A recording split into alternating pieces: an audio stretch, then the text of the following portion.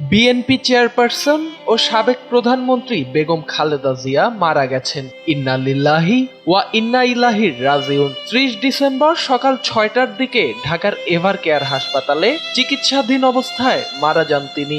খালেদা জিয়ার মৃত্যুর খবরটি প্রকাশ করেছে Al Jazeera, BBC, Reuters, AP, the Dawn, NDTV এবং দ্য টাইমস অফ ইন্ডিয়া সহ আন্তর্জাতিক বিভিন্ন গণমাধ্যম।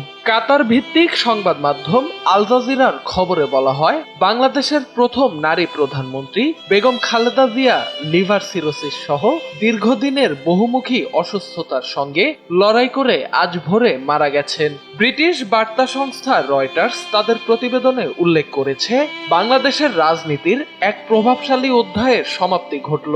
রাজনৈতিক বৈরিতা এবং সেনা শাসন বিরোধী আন্দোলনে খালেদা জিয়ার আপোষহীন ভূমিকার কথা প্রতিবেদনটিতে বিশেষভাবে তুলে ধরা হয়। ব্রিটিশ সংবাদ মাধ্যম বিবিসি বলছে, বাংলাদেশের প্রথম মহিলা প্রধানমন্ত্রী খালেদা জিয়া দীর্ঘদিন অসুস্থ থাকার পর ৮০ বছর বয়সে মারা গেছেন।